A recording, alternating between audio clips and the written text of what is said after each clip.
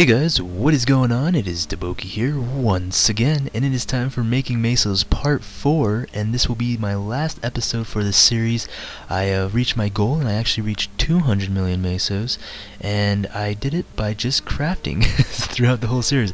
I wasn't expecting to doing that, and I apologize guys for not showing you guys more tips and tricks, maybe more of merching, but I just felt like I was staying consistent, no reason to change, and also I didn't have time to really look around and learn the prices and merch, just due to the fact these past couple weeks have been crazy with school and work, and also these DC issues, and the servers are really unstable. You guys probably experienced it as well. It's very frustrating, and that's why I missed out on a lot of my recent footage. Actually, you'll be seeing a lot of huge jumps through my Mesos, and it's just because I had my shop open while I went to school, and I came back and my Maple store was closed because of DC problems or other server stabilities, and yeah, it was just a bummer. But I'm glad that I could get some of the footage out for you guys, and hopefully it was somewhat helpful, this little series I did. I know a lot of us are struggling with the Meso making, but I've been hearing some really good stories and feedback from you guys, so I'm really happy that it's working for some of you guys.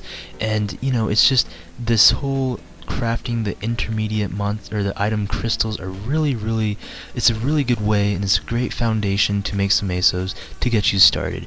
It really is, guys, and just take some time, and you will be surprised on how well it works.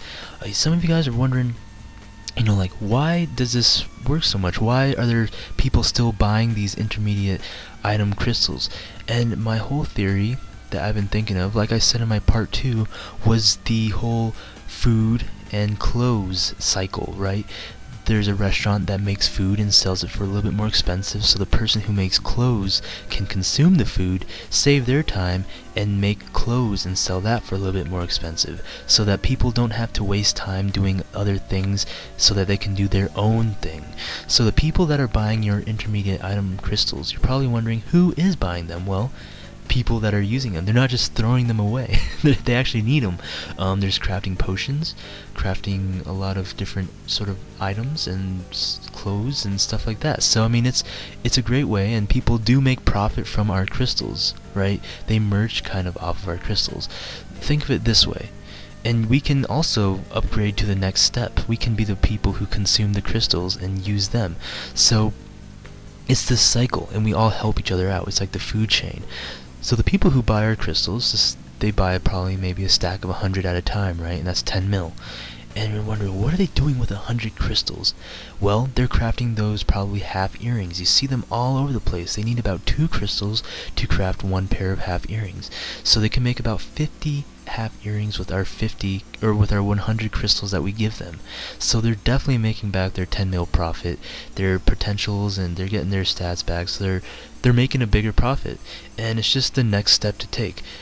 So if you guys want to stick with the crafting route and get more into the bigger crafting scene, I guess to say, you guys can we can still do this and make crystals, and then as well as produce those half earrings. But the thing is, that takes a lot of time, and people like to save time because time is precious. So what they do is they buy the crystals that we make, and they use that, so they're cutting their time in half.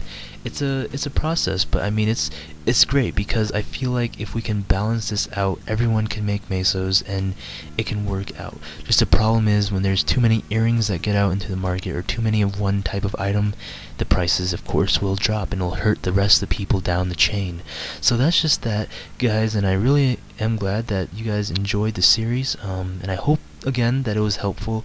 And hopefully maybe in a couple months I can redo another series, because I know it will change, because the crafting won't always work. It's just too good to be true. But guys, hope we enjoy it while it is here, and like always, this has been DaBoki. Thank you so much for watching, and thank you Windia. You guys were awesome also, and we'll be seeing you guys later.